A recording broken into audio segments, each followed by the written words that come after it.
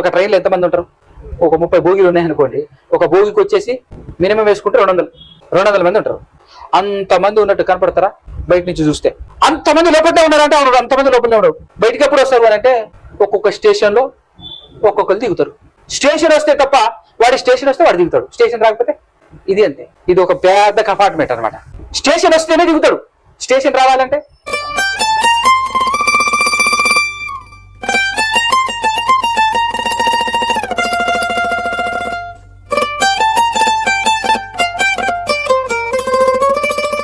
ఈ లోకంలో మనుష్యుల కంటే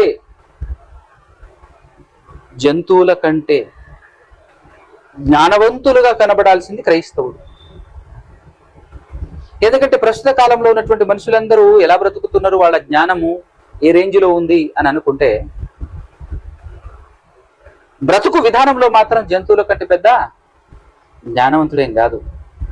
ఇంకా చెప్పాలి అని అనుకుంటే బైబిల్ని సరిగ్గా పరిశోధన చేయటం మాత్రమే కాకుండా ప్రపంచాన్ని జాగ్రత్తగా ఆలోచన చేస్తే, నా పాయింట్ ఆఫ్ వ్యూలో నేను చెప్పేది ఏంటి అని అంటే, జంతువుల కంటే కూడా అజ్ఞాని మనిషి, జంతువుల కంటే కూడా అజ్ఞాని మనిషి. ఇది మాత్రం పక్కా 100% నిజం. ఎందుకు చెప్తున్నాను ఈ మాట అంటే, సాక్షాత్తు దేవుడే బైబిల్ ఏమని రాయించాడనంటే, ఎద్దు తన కామాందు నెరుగును, గాడిద తన సొంత వాని దొడ్డి నెరుగును, కానీ నా ప్రజలకు తెలివి లేదు అంటాడు. మనుషులు తప్పు చేశారు, పాపం చేశారు అనేటువంటి మాట రెగ్యులర్గా వింటాం మనం. ఎప్పుడైనా మీ జీవితంలో పుట్టినప్పటి నుంచి ఇప్పటి వరకు జంతువు తప్పు చేసినట్టుగా ఎక్కడైనా విన్నారా? అమ్మ ఫలానా పక్షి ఏం తప్పు చేసిందిరా అని ఎప్పుడైనా విన్నారా? ఫలానా జంతువు తప్పు చేసింది అని విన్నారా? ఎంత తప్పు చేసింది మా ఇంట్లో ఉన్న కుక్క అని ఎప్పుడైనా విన్నారా? చెప్పారా? ఏ జంతువు, ఏ పక్షి తప్పు చేయవు, పాపం చేయవు. పాపం చేసేదేవుడు వీడే. మళ్ళీ వీడు బిల్డప్ కొట్టేది ఏంది?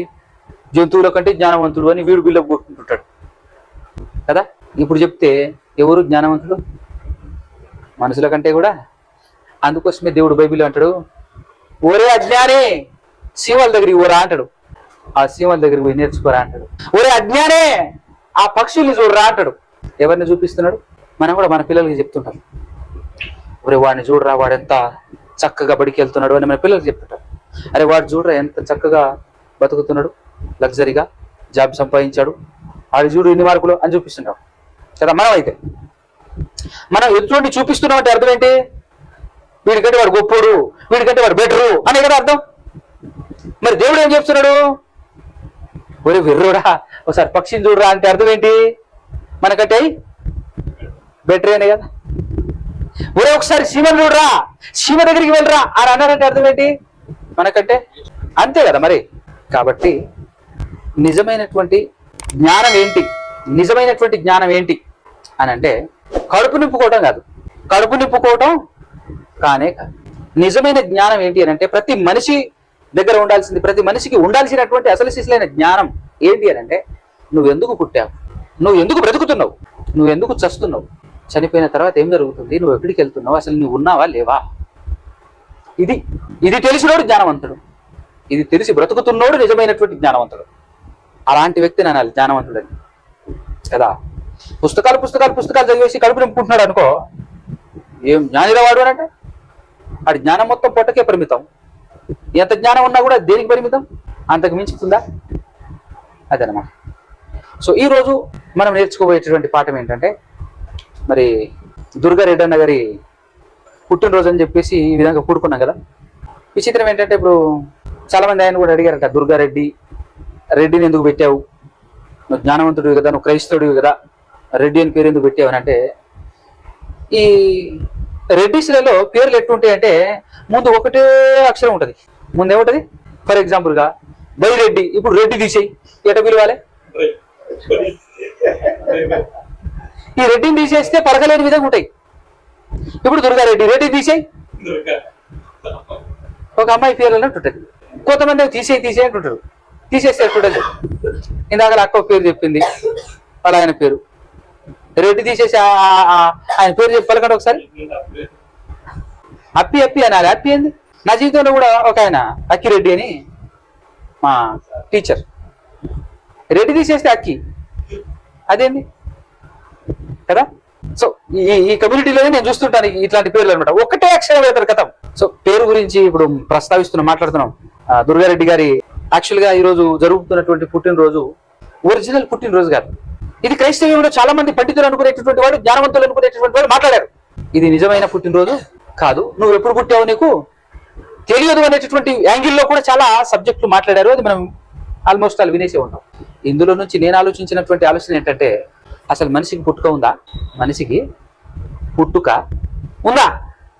అసలు ఇది చాలా డీప్ లోకి వెళ్ళి ఆలోచించాల్సినటువంటి విషయమే. మామూలు వ్యక్తులతో అడిగితే ఇదేం మాట, పుట్టకపోతే ఏమైనా మనం పై నుంచి ఊడిపడ్డామా?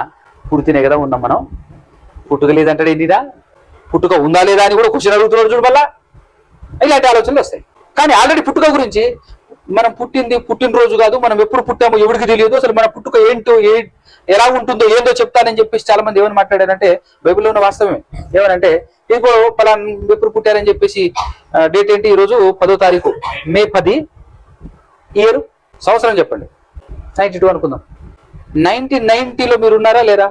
లేదంటే మేలో పుట్టారు మీరు కదా, మరి ఏప్రిల్లో ఉన్నారా లేరా? ఉంటే ఎక్కడున్నారు? మార్చిలో ఉన్నారా లేరా? ఉంటే ఎక్కడున్నారు?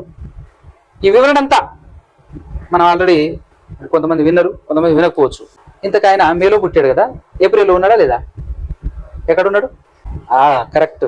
ఎక్కడున్నాడు? తల్లి కడుపులో, తల్లి గర్భంలో ఉన్నాడు కదా. ఉన్నాడు అంటే ఆల్రెడీ పుట్టిండు. ఉన్నాడు అంటే ఆల్రెడీ పుట్టితేనే కదా ఉండేది. పుడితేనే కదా ఉండేది అంటే ఉన్నాడు లోపల కడుపులో. బయటికి వచ్చిన రోజున ఏం చేస్తాం మనం? డెలివరీ అంటాం కదా. హాస్పిటల్కి వెళ్తే డెలివరీ వార్డ్ అంటాడు.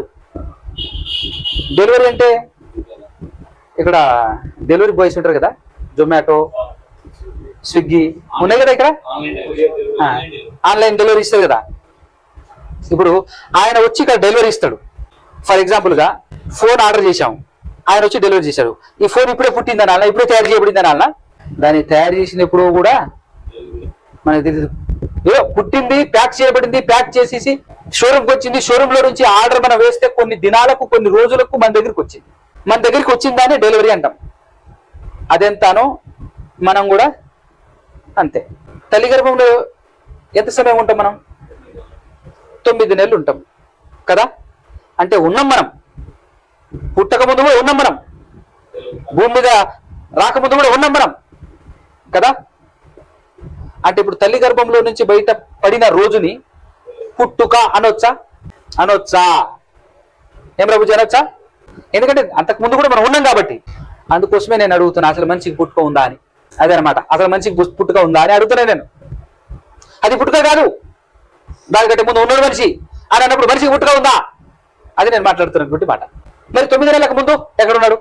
సంవత్సరం ముందు ఎక్కడున్నాడు? ఇది మాత్రం మమ్మల్ని అడగండి, అంతేనా? అప్పుడు కూడా ఉన్నాడు. ఎక్కడున్నాడు? ఉన్నాడు అనేది నేను చెప్పిన. ఎక్కడుండే అవకాశం ఉంటుంది చెప్పు? ఇందాక చక్కగా సమాధానం చెప్పినావు కదా. ఎక్కడుండే అవకాశం ఉంటుంది చెప్పండి. ఏమక్క? సృష్టిని సృష్టించిన సృష్టికర్త, మనుషులను నిర్మించిన దేవుడు వ్రాయించాడు. ఎక్కడుంటాడు? తల్లి గర్భములో ప్రవేశించక ముందు ఎక్కడుంటాడు? ఉన్నాడు. కానీ ఎక్కడుంటాడు అనేటటువంటి విషయాన్ని చెప్పాడు. ఎక్కడుంటాడు అని అంటే తండ్రి గర్భములో ఉన్నాడట. ఇప్పటి వరకు మీరు తల్లికే ఉంటది గర్భం అనుకున్నాం, తండ్రికి కూడా గర్భం ఉంటుందా అనే డౌట్ వస్తుందా రాదా? మీకుండే గర్భం వేరు, పురుషులకు ఉండే గర్భం వేరు. పురుషునిలో అంటే తండ్రిలో ఉంటాడు. తండ్రిలో ఉన్న వ్యక్తి ఎలా ఉంటాడు అని అంటే చాలా కంటికి కనబడనంత చిన్న సైజులో ఒక కణంగా, సూక్ష్మ కణంగా తండ్రి గర్భంలో ఉంటాడు. తండ్రి గర్భంలో నుంచి ఆ సూక్ష్మ కణం లేదా మనమే వాడా, అది మనమే. తండ్రి గర్భంలో నుండి తల్లి గర్భంలో ప్రవేశిస్తాడు. ఎప్పుడు అని అంటే తల్లిదండ్రుల కలయిక, పెళ్లి చేసుకున్న తర్వాత, వివాహం అయిపోయిన తర్వాత తల్లిదండ్రులు కలిసినప్పుడు తండ్రిలో నుంచి ప్రవేశించి తండ్రిలో నుంచి ప్రారంభమై ప్రయాణమై తల్లి గర్భంలోనికి ప్రవేశించటం జరుగుతుంది. ఎప్పుడు ప్రవేశించాడో కూడా ఏమైనా తెలుసా మనకు? ఎవ్వరికి తెలియదు. ఏ క్షణాన ప్రవేశించాడో తెలియదు. ప్రెగ్నెన్సీ కన్ఫర్మ్ అయిపోయింది అని డాక్టర్ దగ్గరికి వెళ్ళిన తర్వాత డాక్టర్ ఏమంటాడు? పలానా గడియ, పలానా నిమిషం, పలానా రోజు అని చెప్తాడా? సుమారు 3 నెలలు అయింది అంటాడు అంతే. కానీ ఏ గడియో ఆయనకు తెలియదు. పోనీ తల్లికి తెలుసా అంటే తల్లికి తెలియదు. పోనీ తండ్రికి తెలుసా అంటే తండ్రికి తెలియదు. కానీ మొత్తానికి ప్రవేశం జరిగిపోయింది. అంటే తండ్రిలో నుండి తల్లిలోనికి ప్రవేశించిన తర్వాత, తల్లి గర్భంలోనికి ప్రవేశించిన తర్వాత ఏం జరుగుతుంది అని అంటే అక్కడ అవయవ నిర్మాణం జరుగుతుంది. ఈ అవయవ నిర్మాణం జరుగుతుంది. మరి తండ్రిలో నుంచి వచ్చింది ఏంది? అవయవాలు మొత్తం రావు. ఒక రకంగా చెప్పాలంటే ఆత్మ విభజన జరుగుతూ ఒక మెటీరియల్, ఒక చిన్న పదార్థం, సూక్ష్మ కణం అని చెప్పాం కదా, ఆ సూక్ష్మ కణం వచ్చేస్తుంది. ఆ సూక్ష్మ కణానికి దేవుడు ఏం చేస్తాడంటే రూపాన్ని ఇస్తాడు అనేటటువంటి విషయం బైబిల్లో ఒక మాట. 139వ కీర్తన 13వ వచనం చూడండి. నా అంతరింద్రియములను నీవే కలుగజేసితివి, నా తల్లి గర్భమందు నన్ను నిర్మించిన వాడవు. ఎక్కడ? తల్లి గర్భమందు నిర్మించిన వాడవు. ఏమక్క అర్థమవుతుందా? ఇప్పుడు తల్లి గర్భం ఏంటి నన్ను అడిగితే నాకు అర్థమైన విధానం ఏంటి అని అంటే, దేవుడు స్త్రీ పురుషులను తయారు చేసాడు దేవుడు కదా, అవునా కదా? స్త్రీ ఒక కర్మాగారం. స్త్రీలు అంటే ఎవరు? ఒక కర్మాగారం, ఒక షెడ్డు. బండి ఎక్కడ తయారైతుంది? బైక్ మొత్తం పార్ట్లు ఒక్కొక్క పార్ట్ జాయింట్ చేసుకుంటే ఎక్కడ చేస్తారు? షెడ్లోనే, కర్మాగారంలోనే, కంపెనీలోనే. అలాగే మానవ నిర్మాణం ఎక్కడ జరుగుతుంది? తల్లి గర్భంలో. అంటే తల్లి గర్భం ఒక రకంగా షెడ్ లాంటిదే. ఆ నిర్మాణం, దేవుడు నిర్మాణం అక్కడే జరిపిస్తాడు అనేటువంటి విషయం ఇక్కడ. నా తల్లి గర్భమునందు నన్ను నిర్మించిన వాడవు నీవే. మరి తల్లి గర్భంలో అవయవ నిర్మాణం జరుగుతుంది. తల్లి గర్భములోనికి రాక మునుపు మనం ఎక్కడ ఉన్నామని చూసాము? తండ్రి గర్భంలో ఉన్నాము అని చెప్పేసి హెబ్రీయులకు రాసినటువంటి పత్రికలో చెప్తా ఉంటాడు. ఒక్కసారి కొత్త నిబంధన హెబ్రీయులకు రాసినటువంటి పత్రిక 7వ అధ్యాయము 9వ వచనం, 9-10 వచనాలు. అంతేకాక ఒక రకంగా చూస్తే, ఒక విధంగా చూస్తే, ఆ 10వ వంతులను పుచ్చుకొను లేవీయు అబ్రహాము ద్వారా దశమాంశములను ఇచ్చెను. ఎలా అంటే మెల్కీసెదెకు అతని పితరుని కలుసుకొనినప్పుడు లేవి తన పితరుని గర్భములో ఉండేను. జనరల్ గా మీకు బైబిల్ టచ్ లేనటువంటి వాళ్ళకి ఈ మెల్కీసెదెకు ఎవరు, ఈ అబ్రహాము గారు ఎవరు, ఈ లేవి ఎవరు, ఈ 10వ వంతు ఏంది అని చెప్పేసి రకరకాల కన్ఫ్యూజన్ ఉండొచ్చు. సో మీకు కూడా అర్థమయ్యే విధంగా చెప్తాను వినండి. లేవి అనేటటువంటి ఒక వ్యక్తి ఉన్నాడు. ఆయన తండ్రి పేరు యాకోబు. ఆ యాకోబు గారికి ఒక తండ్రి ఉన్నాడు, ఆయన పేరు ఇస్సాకు. ఆ ఇస్సాకు గారికి ఒక తండ్రి ఉన్నాడు, ఆయన పేరు అబ్రహాము. బాగునండి. అబ్రహాము గారి కుమారుడు ఇస్సాకు, ఇస్సాకు గారి కుమారుడు యాకోబు, యాకోబు గారి కుమారుడు లేవి. అంటే ఇప్పుడు అబ్రహాము అనే ఆయన లేవికి ఏమవుతాడు? ముత్తాత అంటారు కదా మన భాషలో, ముత్తాత. ఆయనకు ఆ అబ్రహాము గారికి మన లేవి గారి తాత ఎవడు? లేవి గారి తాత యాకోబు, సారీ ఇస్సాకు. లేవి గారి తాత ఇస్సాకు గారు పుట్టక మునిపే అనగా పుట్టక మునికే అనగా ఆయన శరీరం దాల్చి భూమి మీద నిలబడక మునిపే ఈ లేవి ఉన్నాడు అని చెప్తుంది వచనం. దేవుడు చెప్తున్నాడు లేవి అనే ఆయన ఉన్నాడు అని చెప్తున్నాడు. ఎక్కడున్నాడు అని అడిగితే ఏం చెప్తున్నాడు? తన పితరుని గర్భం, అంటే మన భాషలో చెప్పాలంటే తన ముత్తాత గర్భంలో ఉన్నాడట, అన్న కదా. ఇప్పుడు నా కుమారుడు ఉన్నాడు, ఆయన పేరు అక్షయరాజ్, చిన్నపిల్లడు. వాడిలో ఒక 10-15 తరాలు ఇక యేసు ప్రభు వచ్చేంత వరకు వాడి తరం ఉంటే వాళ్ళందరూ ఆయనలోనే ఉన్నారు. ఇది అర్థం అవుతుందా మీకు? అట్టెట్టుంటారో ఏమో ఉన్నారు అని మీరు చెప్తున్నారు, మేము వింటున్నాం. మాకైతే ఇది అర్థమేగా అట్లా ఉంటది, ఈ సమస్య ఉంటది. సో అర్థం కావాలంటే బెస్ట్ ఎగ్జాంపుల్ కూడా చెప్తా, మంచి ఎగ్జాంపుల్ చెప్తాను. మీరు చింతపిక్క చూసిరా? చింతగింజ తినే ఉంటారు, నవ్వులే ఉంటారు కదా. ఇప్పుడు అందులో ఎన్ని చెట్లు ఉన్నాయో చెప్పండి నాకు. చెట్లే లేవు. అందులో ఎన్ని చెట్లు ఉన్నాయని అడుగుతారు కదా, చెట్లే లేవు. అది మన సమాధానం కదా. దాన్ని నాటితే ఎన్ని విత్తనాలు వస్తాయి చెప్పండి? ఒక చింతపిక్కను నాటితే ఎన్ని చింతపిక్కలు వస్తాయి చెప్పండి? కొలవగలమా? కొన్ని లక్షలు, కోట్లు. సంవత్సరం కాస్తూనే ఉంటాయి. చిన్న చిన్నగా కాస్తాయా చింతకాయలు? చింత చెట్టుకి మళ్ళా ఎన్ని కాస్తే మళ్ళీ ఒక్కొక్కటి మళ్ళీ నాటితే మళ్ళీ ఎన్ని లక్షలు ఎన్ని కోట్లు కావాలి అంటే ఇదంతా ఒక్క గింజలో అదంతా ఒక్క గింజలో ఉందా లేదా? అమ్మమ్మమ్మమ్మమ్మ ఎట్టున్నట్టు ఉందే. కనబడిందా ఇప్పుడు? బ్రహ్మాండం కనబడిందా? అలాగే మనలో కూడా ఈ లోకం అంతమైపోయేంత వరకు మన నుండి పుట్టుకొస్తూనే ఉంటారు. వాళ్ళందరూ ఏడున్నారంటే మనలోనే ఉన్నారు. బైబిల్ జ్ఞానం చూసావా ఏ రేంజ్లో ఉందో? అంటే ఈ లోకం అంతమయ్యేంత వరకు పుట్టుకొచ్చేటటువంటి వాళ్ళందరూ కూడా ఉన్నారు. ఎక్కడున్నారు? పురుషుని గర్భములో ఉంటారు. ఫర్ ఎగ్జాంపుల్గా ట్రైన్లో ఎంతమంది ఉంటారు? ఒక ట్రైన్లో ఎంతమంది ఉంటారు? ఒక 30 బోగీలు ఉన్నాయనుకోండి. ఒక బోగికి వచ్చేసి మినిమం వేసుకుంటే 200 మంది ఉంటారు. అంతమంది ఉన్నట్టు కనపడతారా బయట నుంచి చూస్తే? అంతమంది లోపలనే ఉన్నారంటే అవును, అంతమంది లోపలనే ఉన్నారు. 30 × 200 వేస్తే ఎంతమంది వస్తారు? అంతమంది లోపలనే ఉన్నారంటే అలా లోపలనే ఉన్నారు. బయటికి ఎప్పుడు వస్తారు అని అంటే ఒక్కొక్క స్టేషన్లో ఒక్కొక్కరు దిగుతారు. అవునా? స్టేషన్ వస్తే తప్ప వాడి స్టేషన్ వస్తే వాడు దిగుతాడు, స్టేషన్ రాకపోతే ఇది అంతే. ఇది ఒక పెద్ద కంపార్ట్మెంట్ అనమాట. మామూలు రైలు కూడా కాదు ఇది. స్టేషన్ వస్తేనే దిగుతాడు, స్టేషన్ రావాలంటే దానికి స్టేషన్ ఏమో మనం చూసాం, మనకు అర్థమవుతుంది. కానీ వీడికి స్టేషన్ ఏంటో తెలుసా? నేను పెళ్లి చేసుకుంటేనే నాలో ఉన్నవాడు బయటకు వస్తాడు. వాడికి స్టేషన్ వస్తుంది.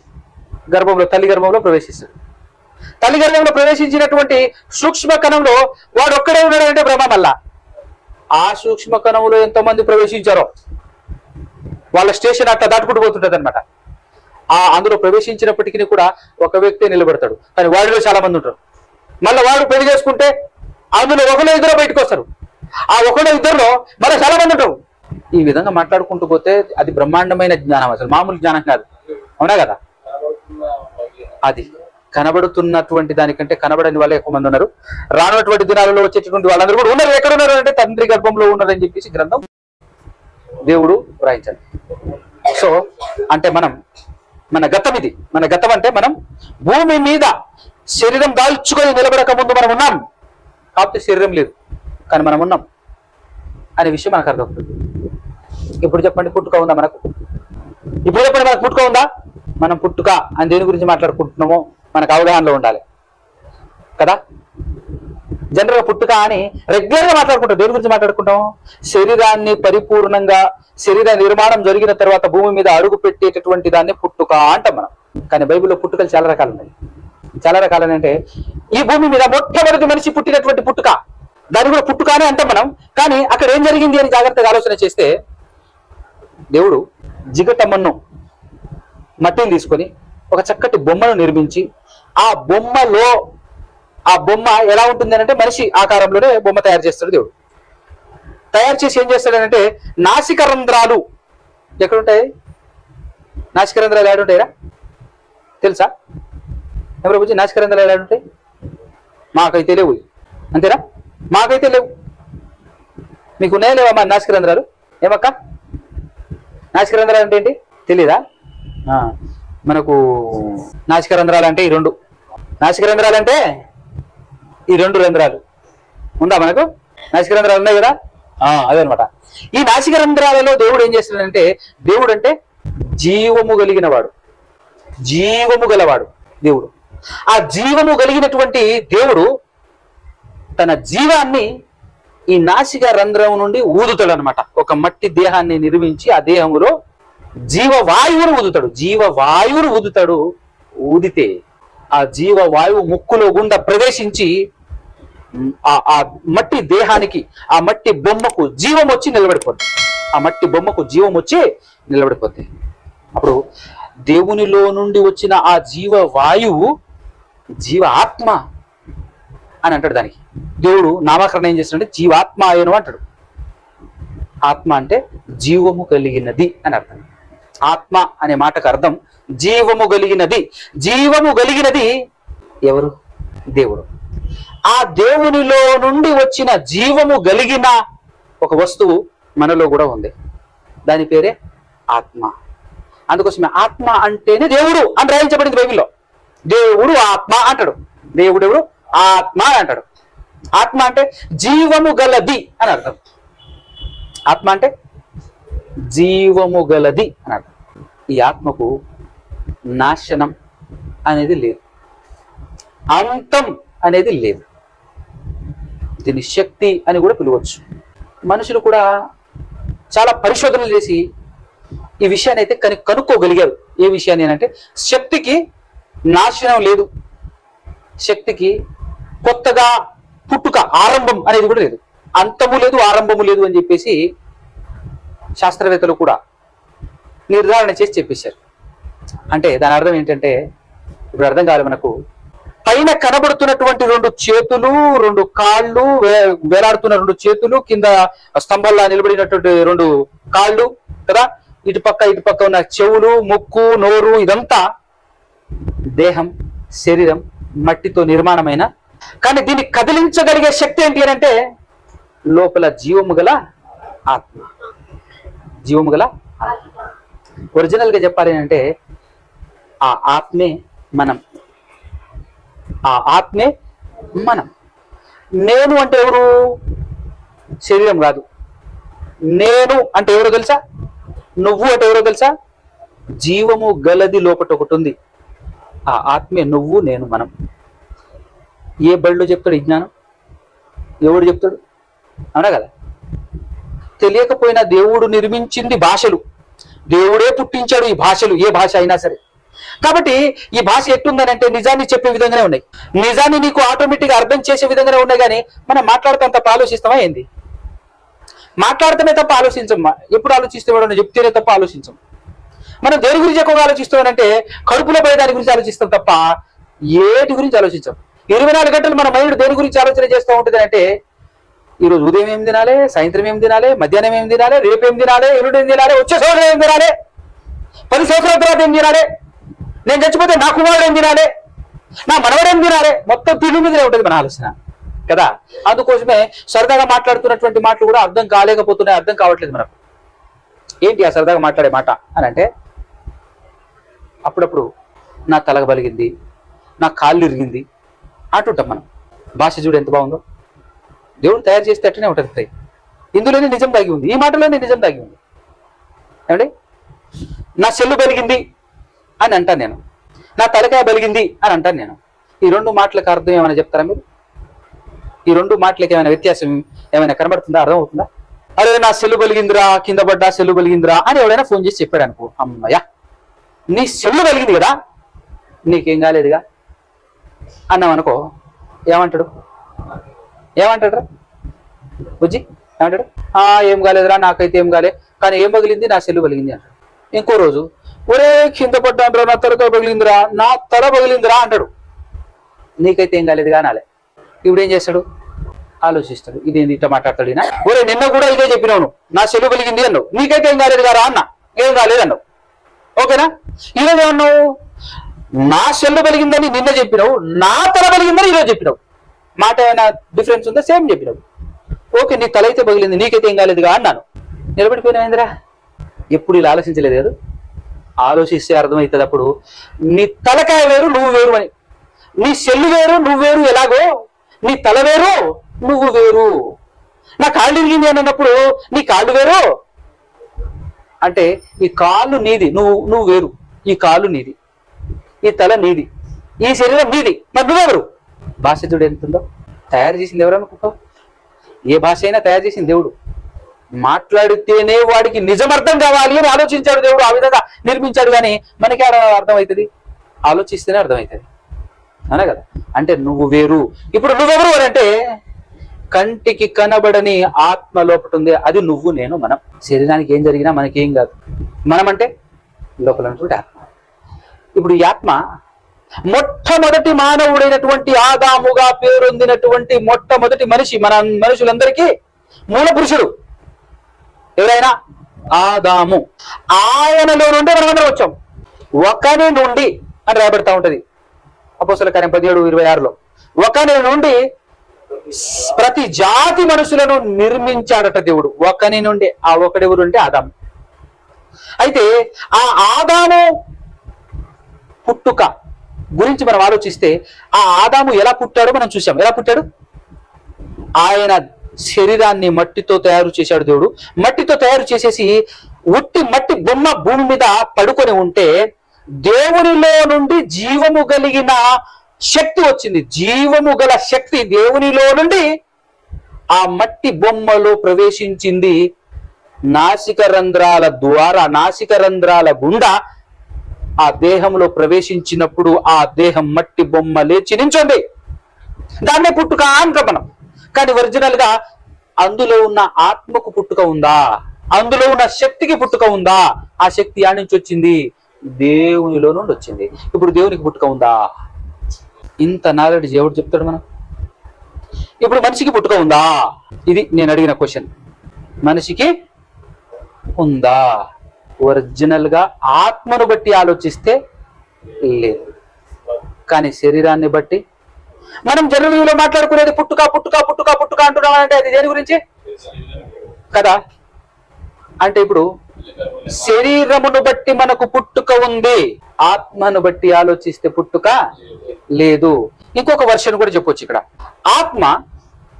ఆత్మకు కూడా పుట్టుక ఉందని కూడా చెప్పొచ్చు, పుట్టుక ఉంది అని కూడా చెప్పొచ్చు. ఎప్పుడు దేని పరిగణనలకు తీసుకొని అని అంటే, ఆత్మ కొత్తగా తయారవ్వలేదు, కానీ ఆత్మ విభజన ఎక్కడైతే జరిగిందో దాని పుట్టుక, ఆత్మ విభజననే పుట్టుక అని చెప్పొచ్చు.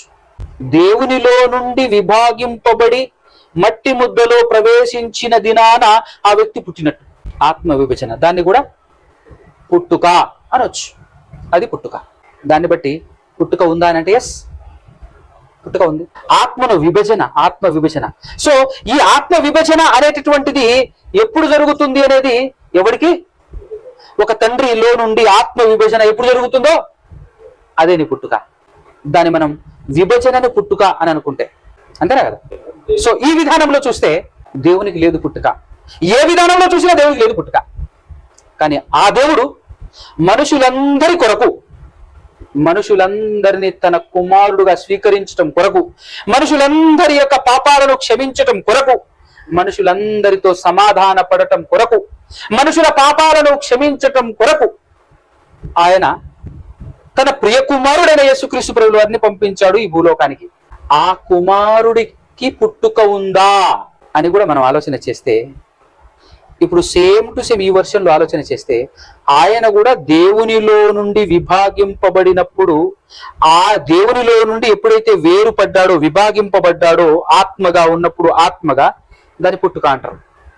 సో ఆ పుట్టుక ఉంది యేసుక్రీస్తు ప్రభువు వారికి. ఆ తర్వాత మనలాగే తల్లి గర్భంలో నుండి దేహ నిర్మాణం జరిగిన తర్వాత భూమి మీద అడుగు పెట్టడం, దాన్ని కూడా పుట్టుక అని మనం జనరల్ వ్యూలో మాట్లాడుతుంటాం. ఈ విధానాన్ని బట్టి చూసినా కూడా యేసుక్రీస్తు ప్రభువు వారికి ఏముంది? పుట్టుక ఉంది. ఏ యాంగిల్లో చూసినా పుట్టుక లేనివాడు ఎవరు? దేవుడు ఒక్కడే. ఆయన ఉన్నవాడు, జీవము గలవాడు. ఇక్కడ ఈరోజు మనిషికి పుట్టుక ఉందా లేదా, ఉంటే ఎలా ఉంటుంది, ఏ విధంగా ఉంది అనే విషయం మీరు నేర్చుకున్నారు ఒకటి. రెండోది, ఆత్మ అనే పదానికి నిర్వచనం కూడా నేర్చుకున్నారు, వచ్చింది. ఆత్మ అంటే జీవము గలది అని అర్థం. ఓకే, ఇదంతా ఇంత నాలెడ్జి మనం పుట్టక ముందు మనం ఉన్నాము అనేటటువంటి నాలెడ్జి ఈరోజు మనం నేర్చుకున్నాం. దానికి గల కారణం ఎవరు? దుర్గారెడ్డి అని కదా. ఒక పాట నేర్చుకున్నాం. టైం ఎంత అవుతుంది? 9.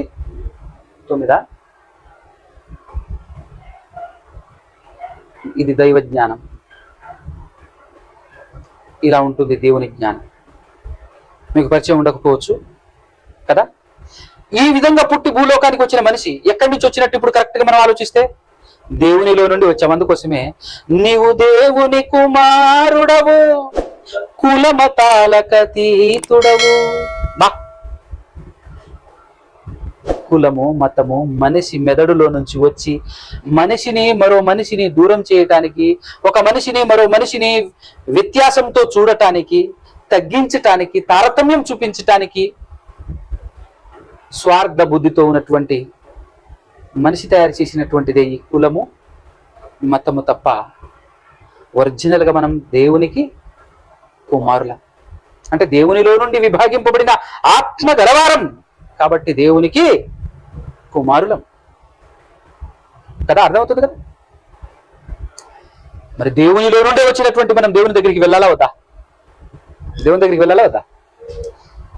ప్రతి మనిషి అన్నవాడు నువ్వు మనిషివా? అయితే నువ్వు ఖచ్చితంగా వచ్చింది దేవుని దగ్గర నుంచే, మరలా నువ్వు వెళ్ళాలి దేవుని దగ్గరికి. దాని కొరకు దేవుడు కూడా ఏమని సెలవిస్తున్నాడో తెలుసా? 90వ కీర్తన ఒక్కసారి 1, 2, 3 వచ్చినా చూడండి. 90వ కీర్తన చదివి వినిపించండి కాస్త. 90వ కీర్తన 1, 2 వచనాలు, 1, 2 చరణాలు. ప్రభువా ప్రభువా అంతిక్లేటర్ లో ఉంది. అంటే దేవుని గురించి మాట్లాడుతూ తరములకు మాకు నివాస స్థలము నీవే. అంటే మేము ఎప్పటి నుంచో ఉన్నవారమే, మేము కూడా ఎక్కడున్నాం?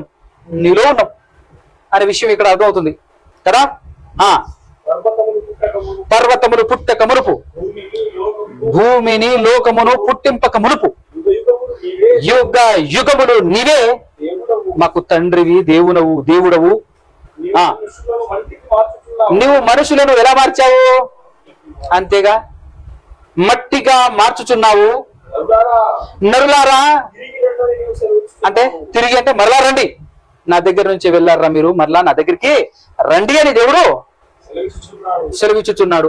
సెలవిస్తే ఎవడన్నా వస్తున్నాడా?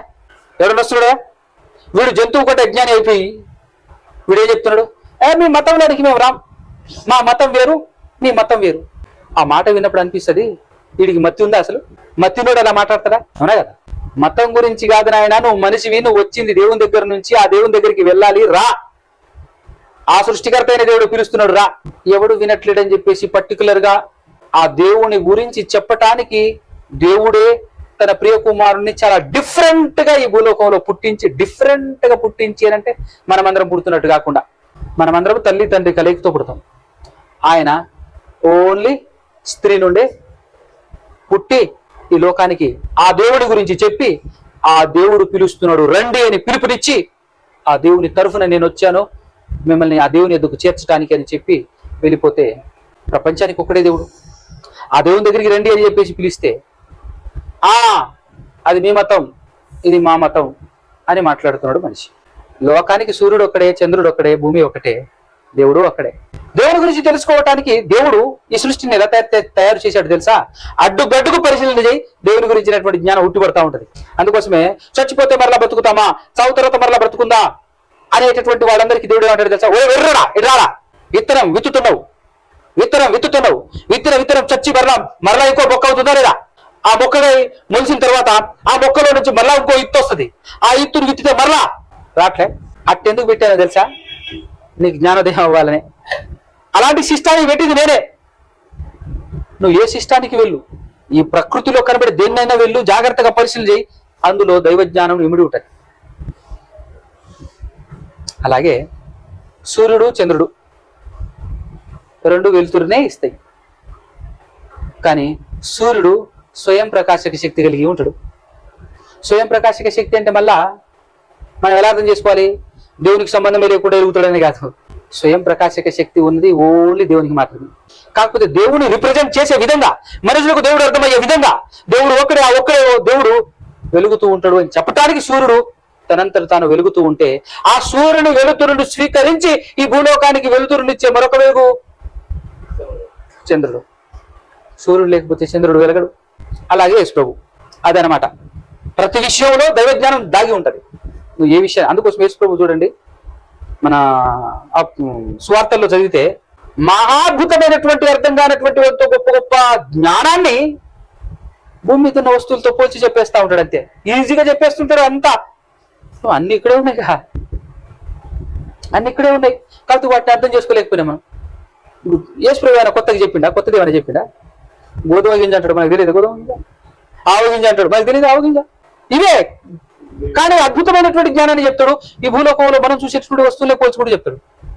ఒరే ఇందులో ఇంత జ్ఞానం ఉందన్న సంగతి మనకు తెలియలేదు అని చెప్పేసి అది చదివిన తర్వాత అర్థమవుతుందా?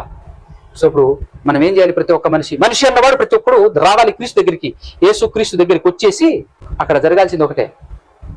ఇప్పటి వరకు తెలియక, అర్థం కాక, ఎందుకు పుట్టామో తెలియక, పుట్టిన తర్వాత ఏం చేయాలో తెలియక, ఇష్టానుసారంగా బ్రతికి దేవుని సృష్టిలో దేవుని పర్మిషన్ లేకుండా అన్నీ చేసేసాం. ఇదంతా పాపం కిందికే లెక్క వస్తుంది. సో దేవుని దగ్గర నుంచి వచ్చిన మనిషి మరలా దేవుని దగ్గరికి చేరాలి అంటే చేరనీయకుండా అడ్డుపడుతుందల్లా ఒకటి, అది మనం చేసిన పాపమే.